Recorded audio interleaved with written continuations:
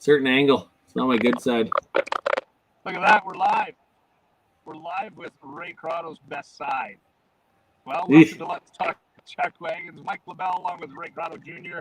All brought to you by our friends at Cinch Oilfield Hauling and Limelight Audio and Media. Wow, she was a pretty busy weekend last weekend for the Wagons, pal. Yeah, the WPCA kind of lit the river on fire, so it was pretty good. It was good to see. The crowds were just packed. They had to postpone the races 45 minutes to get all the traffic off the highway and get everybody in the grandstand. So that's a record crowds for High River in its existence. It sounds like we got some sketchy audio here, you and I. Yeah, little interference here somewhere. That's okay.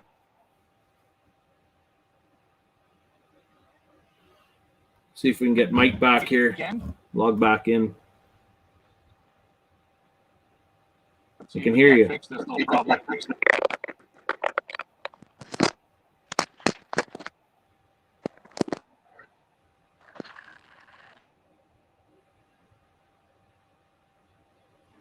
Podcasts on the Chuckwagon Road here.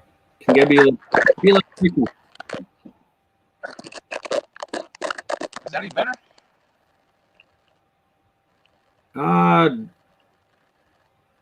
I think so, yeah.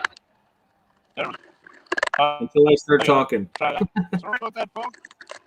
Let's, you know what we're going to do? I'm excited. This is my favorite part. Let's go to story time with Ray, brought to you by our friends at Highwood Distillers. If you get the chance, well, get yourself some White Owl. Absolutely. Okay, this goes back to, I don't even know the year. I want to say 2008. Somewhere's there, Pinoca Stampede. Doesn't really have anything to do with me, but it's kind of entertaining. So we're racing during the Stampede, or during Pinoca, and Curtis Guncross, he bought a new side-by-side, so we're out ripping around in the side-by-side. And, it was when the first Polaris Rain, or Razors first come out, so they were hot stuff, out 100 miles an hour. We get, it was quite the week, because I had a bad week racing, drove like crap, didn't perform worth shit. So, anyways, we're driving around in a side by side, and I decided to kind of go up and try to do a side hill with this side by side. We ended up rolling his side by side, and I landed on top of him. So when the dust settled, I come over top, and I was on top of him, and we crawl out of this side by side, and he's got some blood running down from by his ear here. And anyways, it's dripping blood, and I kind of pointed at it. I was like, you kind of got a little cut there. So he went and he pulled on his ear. Well, you could see his ear was cut for about a centimeter up between the earlobe and the side of his face. So anyways, he pull it like this, and you could see all the guitar strings poking out. And I was like, you might not want to do that. So we rushed back to the camper, and this is a contract year, and he's in the midst of trying to sign a contract. He's a free agent. So his mom and dad are very, very protective of him, right? So we didn't want them to find out that I just about ripped Curtis's ear off. So we end up super gluing the base of his ear, and so we didn't have to go to the hospital, and so his mom wouldn't find out. So anyways, later that week, we, end of the show, and Curtis is like, hey, I got a contract. We need you to go to the rodeo office. They're going to fax it there. I need you to witness it.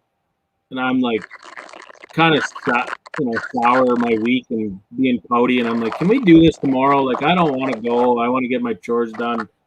He's like, no, we got to go now. Like, this is a serious deal. I got a contract for the NHL. So anyways, we go there, and then it kind of sinks in. Like, I get to sign this guy's contract to be a witness. And I think it was $3 million a year for 4 or 5 years. So this starts printing off, and I got a picture of me signing Curtis's contract after we glued his ear back on. So I thought it was pretty funny.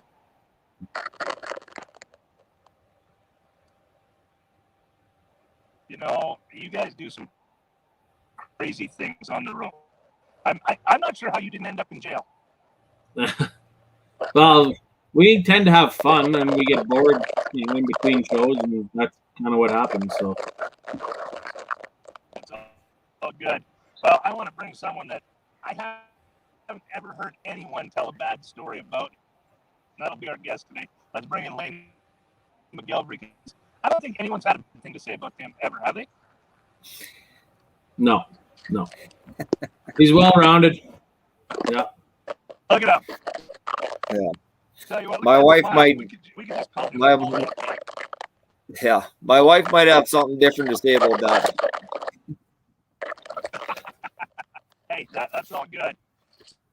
So, hey, let's talk about what a strong finish you had in High River. You make it to the dash, end up second, and hey, that's a successful, what I'm going to say, start to the Chuckwagon season. Yeah, for sure. No, the horses did well, and yeah, we got lucky enough to squeak into the dash there, and yeah, you know, we ended up second in the dash. I guess Chance had a really nice outfit that you know, outrun us all, but yeah, we ended up getting second out of it anyway, so it was good. Well, and you guys have moved on. You start running in Strathmore on Friday night. Let's talk a little bit about kind of this past 18 months and moving into now. What did that look like in the McGilvery barn? Well, yeah, there's been a lot of ups and downs. You know, through the winter and stuff, we did a lot of work, you know, with our board and you know, trying to advance our season, and we were getting a lot of positive stuff, you know, through Calgary and through some of our shows, which, you know, we didn't know with the restrictions and everything where it was going to end up. And, you know, so then come May, you know, when Calgary decided to go the direction they went, it was, you know, it was pretty disheartening for all of us. And you know, for myself, I know for myself, it was, you know, 4 or 5 days we spent just kind of moping around and pretty disheartened. And then we just kind of, you know, decided to take a new stand and go ahead with it. And you know, things lined up as far as the restrictions and stuff with the COVID, and we ended up getting lucky enough to put that High River show together, and to have it go off the way it went off those last 2 weekends was unbelievable. We didn't expect it to be that big, but you know, we had 5 sellouts in 6 nights, and it was unbelievable. It was really good for the sport and for the WPCA. You know, with all those fans and the grandstand they have in High River, that had to, you know, do you find the horses really, they get into that? Yeah, I truly believe they do, Mike. You know, it was electric out there. You know, the second night, I think it was a Saturday, the first Saturday, when we come into the infield in our first race, you know, in the race, you could hear the grandstand in the wagon. Like it was that electric. We were having a really close race, and to hear that, it was unbelievable. So, no, it's, you know, good. You know, good on the High River Committee to do what they did for us, and you know, the drivers for supporting it and all the help and sponsors and everybody. It was a real well-rounded event, and it went off well. So it was good to see. Well, no, and that's awesome.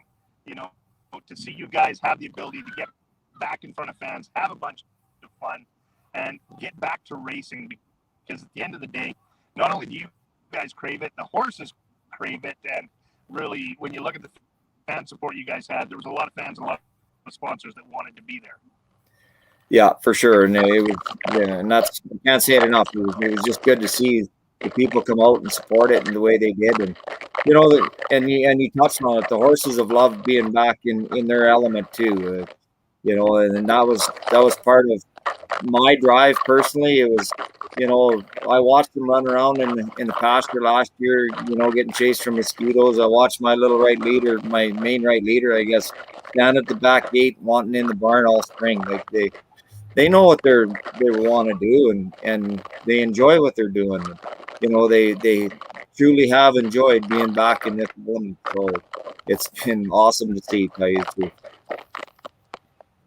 Well, no, and that's great. Now let's jump back a few, I'd say years, but it's more like decades, Lane. Let's be honest. How did you get your start in the Chuckwagon world?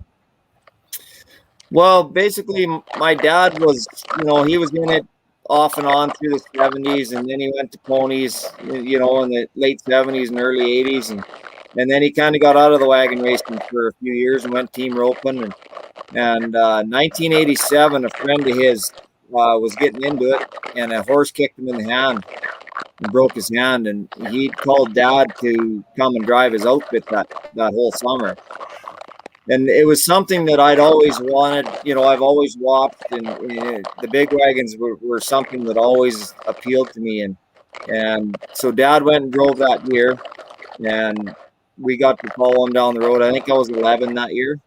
And in the fall, he wanted to get back into it. So we kind of had a little family meeting, I guess. And the kids were involved in it, myself and my sister, older sister, and mom. And yeah, 3 of us voted to go. Mom didn't really want to go, but we outvoted her, and so he started buying horses again. So that was 88, I guess, was his first year back, and I started out riding in 1989 at 14, and yeah, the rest is the feeling since. Yeah, to get back in her. Exactly. I grew up watching Lane outride, so I was, one of those kids that was running around catching gophers, picking cans, picking his nose, and grew up watching him and like Berkeley Swenson and those guys were really competitive outriders, right? And got to start kind of while they were still riding and get trained and kicked in the butt once in a while by these guys. So, the family atmosphere in the wagons, and that's just how it works, right? There's all these kids running around here one day are the ones that are going to be taking over. So, I look back and I was in Coronation. I remember the racetrack, and we're in Coronation, and that's kind of one of the first shows that was always in the spring, and Lane was out riding there, and he had his blue helmet, and I think he wore that helmet right till the end. So yeah. Actually, Say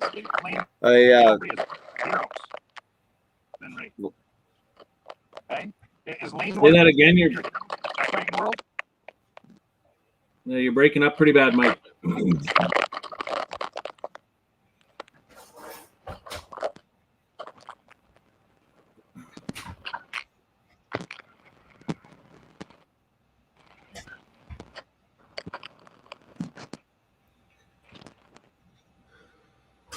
Oh, we lost him. He's trying to reset his phone there and get logged back in. But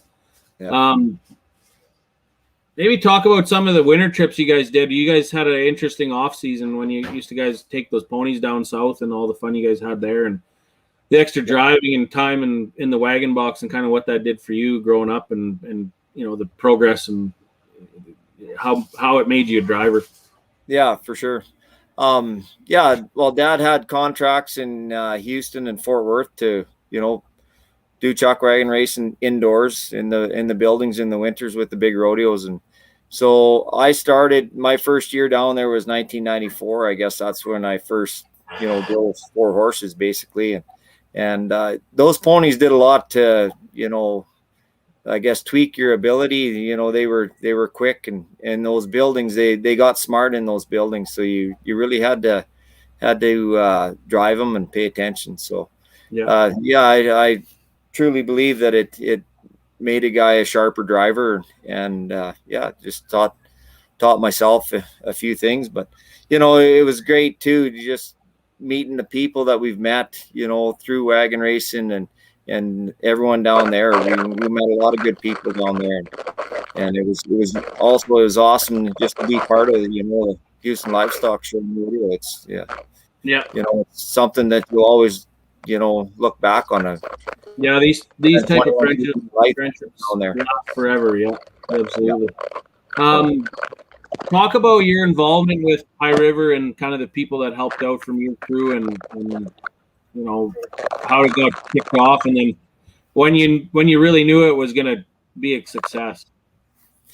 Yeah, well, kind of, it was right after, Calgary had made their decision, and then we were kind of sitting, waiting on Panoka's decision to, go with the Stampede time in July 1st.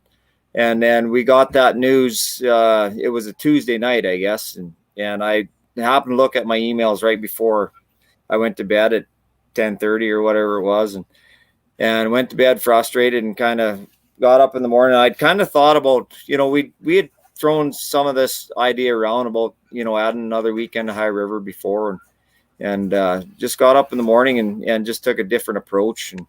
And so I called Corey Jacobson, a good buddy of mine. Yeah. A lot of people know. And the FCA Rodeo, he's president of the FCA Rodeo. So they had the grounds booked in High River that weekend. And he said, well, if you guys wanted to join us, he said that'd be, it would work good with us. So then I talked to Jordy Fike that morning as well, and Jordy was all for it. He was, he'd already been thinking about it too, and it was the first time Jordy and I'd connected. And we'd had a board meeting that morning, and so I said, well, I'll take it to the board, and we'll see what we can get done here. And there was the board. We had board approval and board support, so we went home that afternoon and started working on it, and got a really positive response out of it right away. And so the wheels just started turning, and Jordy started working with the High River Committee, and myself and a few of the other drivers were working on putting some of the other stuff together, and things just started to fall in place, and to see it go off the way it went was unbelievable. It was a good feeling, for the work that we'd all put in and everyone had put in, and but it was good for wagon racing.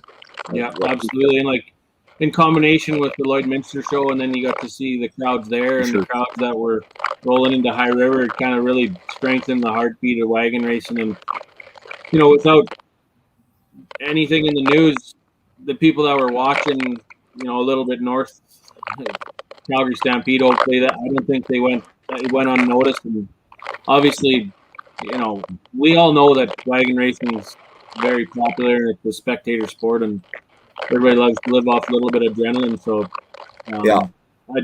I big kudos to everybody involved organizing, and I know the wagon drivers, CIs had to put in a bunch of extra work. And in the past, it's kind of tough to really draw on wagon drivers because they're so busy as it is. But when it comes down to it, and you see the people that want it, they make it happen. So I was pretty excited, pretty happy, just watching and seeing everything go on, and proud of the wagon community. So and part of my my drive personally was Chance Vegan had put a post out on LinkedIn, and a lot of the business community, there was 111 comments on that post at one time, kind of at the end of it, and there wasn't one negative thing towards his post. And that was part of my drive. Like, the business community wanted to support us and wanted the wagons back. So, I felt we had to try to do something, and other guys did as well. So it was good to see us all rally around one another and stick up for our sport. And to see it turn out the way it did was it was very, very good to see. Well, and the population as a whole, they're kind of starved for entertainment, the last 2 years, really. So this being in their back door, to see the lineup down the highway and everybody just trying to get in and get parked and get in the stand, it was just crazy. So, it's pretty good deal. Talk about your family. Tell everybody about, Trey, Alrine, and, your wife and daughter, and kind of the backbone to getting down the road the last 10, 15 years, right? For sure. Obviously my wife, Irina, grew up in sport too. And she's been without her, this camp doesn't run as smooth as it does. Well, most days we think it's smooth anyways, but anyways, no kids, both our kids, Tegan was, working a lot this spring, but we had to lean on her quite a bit, breaking the new ones and stuff, because we didn't know what was happening. We weren't going to put out a bunch of extra help, so she was a huge help getting the new ones broke here this spring, and obviously Trey is doing well with his outriding very well, and he's in it, 110% for sure. And it's good to see. It's been a family thing, and we've got really good help around. Caleb McDonald's been with us. I think this is the 6 or 7 years now, 7 I think. And without good help, good sponsorship, good good family support, whatever it is, you can't get up and down the road. So we've had a lot of Trey's buddies and friends, come these last couple weekends, and it's been good to see they're really getting engaged. Haley Dorchester and Montana Hardin have been helping us because their dads aren't on the road these last couple weekends. But it's been great, and very thankful for it. Sure. Yeah, it makes the barn a lot of fun when there's your kids' friends showing up and stuff like that. I remember what I put my dad through, and all the buddies and people that showed up to mainly just to party, but they were there to do chores, and we Dad kicked us in the ass to get going. So yeah, it takes a team, takes a good team to get down the road and to keep just keep on top of the horses and keep everybody happy and just running tough. So looking forward to Strathmore here. What do you see kind of the outcome, and what are your plans leading up to the races, and maybe some of your strategy with what you're going to hook here the first couple nights? Well, Strathmore is sounding really good. It's, tell you the truth, a couple of guys I talked to today is saying that like they're close to sellouts here already. So, and that's really good to hear. Strathmore's always been one of my favorite shows. Really, it's same with me. It's a good feeling show, and it was always a big one. So, as far as strategy, we kind of had to switch up a little bit there in High River.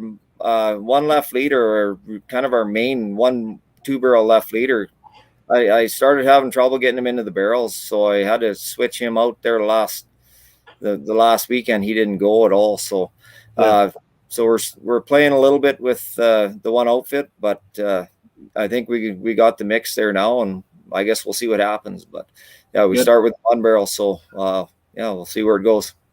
Good. I always like starting on a 1 or a 2. I don't know what it was. I was never like super consistent off of 1, and maybe it was mainly to do with horses and just kind of getting up and around it and confidence. But once it was out of the way, it kind of seemed like the rest of your weekend went on. There's guys that turn it and they could have coffee and it doesn't bother them, but I don't know, for whatever reason, I let it get to me sometimes. But Strathmore was one of my favorite shows too. I don't know, the track was always good and fast and good crowd, and I like this southern area of the province too. So for sure, good atmosphere around here. Yeah, absolutely. What about sponsors? What do you got lined up for sponsorship here? Well, League Projects is on our tarp with our main outfit here, and we got a second outfit. I'm still working on that a little bit, but it's talk good. About a lot of the league boys will be down here, so it's going to be a good weekend. Oh, they're a lot of fun. I've got tangled up with them a couple times on the work side of things. So they're a good group. Talk about some opportunities, maybe possibly with your second outfit and the sponsorship, and kind of what the advertisers get, when they sponsor a wagon. Biggest thing we try to provide is a really good atmosphere, and we try to be competitive and look after them as professionally as we can, for sure. And we've been very fortunate over the years to have good relationships with our sponsors, and I've actually reached out to one of our longtime sponsors here today. I just didn't get connected with them. Good. It's like I say, we've been very fortunate over the years to build the relationships we've built, and it's been good. To have your tarp run out in front of a crowd like Strathmore, well, hopefully that's a good feedback, or you know, Yeah, you'll payback. have probably 3,000 people here in Strathmore. If it's 3, 4, maybe if it's full. For sure. Plus the radio broadcast team, and then I think the biggest bang for your buck from the sponsors I've had in the past was the ability to bring clients or personnel back to the barns and meet the driver, see the horses, see the athletes, meet their families, and then you just kind of become part of the team, right? So I think that's really their bang for their buck. It's nice to see the tarp out on the track and hear it on the radio, but that interaction with clients that have are valued and you do a lot of work with is just time away from work, having fun. That's how you build relationships, and it's fortunate that we get to be a part of it, and they are the wagon drivers, you guys, I should say, and be able to build that atmosphere. And I don't know, I've got a lot of job opportunities and just different things pop up from being able to meet sponsors and spend that time with them. So exactly. Yeah, it's a lot of fun. The relationships you build over the years is really good. Yeah. Geez, Mike just texted me. He said his phone piled up or computer piled up, so he said it's all on me. I'm kind of he's usually the quarterback for all this, but kind of stressing me out here. You're taking a new role.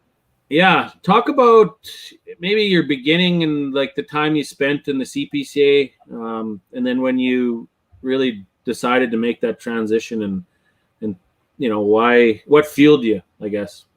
Okay. Well, starting out, I had a really good, we had a really good years in the CPCA. I had a good years out riding, I guess, and then started driving in 2000 and had pretty good success there right at the first, and I continued on, and I just felt if I was going to take my wagon racing further, I needed to make the move. I'd been pressured by 2 or 3 different other drivers with the WPCA, a lot of them family, Grant Profit, Jerry Bremner, Rick Fraser was another guy that reached out and asked me to come over. So I actually went to Jerry's place right after Calgary one year. We were sitting waiting to go, I think St. Walburg or something. And I went in to help Jerry set up in Edmonton and met Jim Mones, who actually sponsored yourself too, Ray. And Jim said, if you're wanting to make the move, you should get a hold of me in the fall and we'll set something up. And so I did that. And I went to the runoff in the fall and I got lucky enough to qualify. So then I talked with Jim and everything was a go. So we made the move, and spent the first couple of years, we were living in Melfort, Saskatchewan. So we spent the first couple of years, using Jerry and Donna Bremner's place as our home base, I guess. And it was really good. And then we decided that we were going to move out to Alberta and get more serious about, staying out here in WPCA. So it was good. We made the move to Halkirk, and we've called that, it's been home for 14, 15 years now. And it was a good move. And that's kind of the way things have went. So, it's good. It was funny because when it clicked for me and Bert, my dad, to really transition and come over to the WPCA, it was the same thing. We went to Edmonton, watched the races there, and just kind of got a feel for everybody. And we were walking back after the races, and I was like, Dad, we can run with these guys. Like, let's get over here. And same thing, went to the runoff. He ended up not qualifying, and I ended up qualifying, and I'm 22 or 23 years old, and he turned me loose with a liner and a semi and some horses and a camper and a truck. And I was like, looking back, I'm like, you're crazy, because I don't think I've ever seen my kid that stuff to just disappear with for the summer. So but no, it turned a lot of us into men, when we get kicked loose on the road when we're young like that. And for sure, but a pile of work lined up to get to win and be successful. So a lot of good memories, spent a lot of time. And then, I just keep finding myself back here. It's funny how that works. Enjoy the atmosphere, you miss it, and time away, you don't really find anything that kind of compares or fills that void. So I don't know. It seems to be sucking a guy back in, I guess. But for sure, yeah. No, it gets in your blood, and that was part of our drive here this early spring, I guess, or late spring, I guess, just to getting everything kicked off and going. And it was, I kind of felt disheartened, I guess, when we got the Calgary news, and kind of was sulking for a few days, and just to turn the page. And for me, it was just all about not wanting my horses to rot away in a pasture, basically, or felt they were going to lose another year in the pasture. And they kind of do lose a jump, though, don't they? Like if they get too much time off, or even pro athletes, if they take a year or two off, they don't have that jump in their step or their accuracy. And I find that's kind of what you guys are after. You wanted to get them back on the track and get running, and same thing. You hear Calgary canceling, and then all of a sudden GP drops, and Saskatoon announces that they're turning the track into soccer fields, and seem to be like one thing after another. And what can we expect, I guess, going forward? I know you guys are still, with COVID and everything opening up, we're trying to piece together the rest of the season, and there's a lot of committees that are burning midnight oil trying to get things organized. So just tell us about the next few shows coming up, and the hopes for what the season's gonna kind of turn out. Yeah, so basically we're gonna leave Strathmore here, and we go to Bonnyville next weekend. They've put on a 4-day event for us up there, and then Dawson Creek is coming back into the fold, and then we're gonna go there for the following weekend with a 5-day event.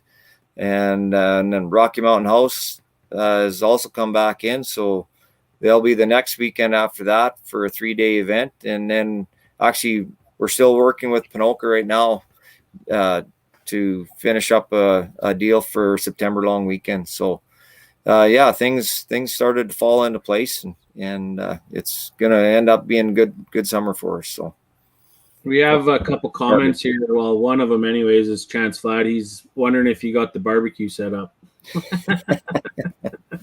Yes. Okay, good. Guys got to eat, right? So, yeah, that's right. Yeah. I don't know. Mike usually has some other good questions too, and I kind of just chime in along the way. But anything you feel like you want to cover or touch on before we sign off? And not really. I guess it was.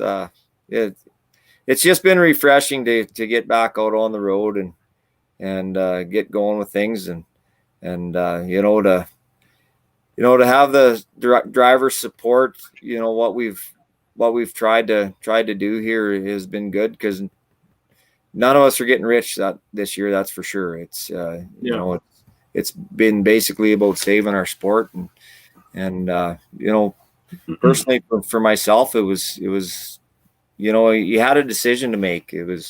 I felt if we left it another year, we were going to lose a lot of traction for our sport, and so that was the rally cry behind a lot of us drivers that started putting some work into it, and it's been fun work, though, just to see the positive response we've had in the last 6 weeks or 7 weeks, 8 weeks, whatever it's been, has been refreshing. And it was all about kind of you wanted to keep that momentum going, or build try to build momentum, I guess, almost. And it's been good.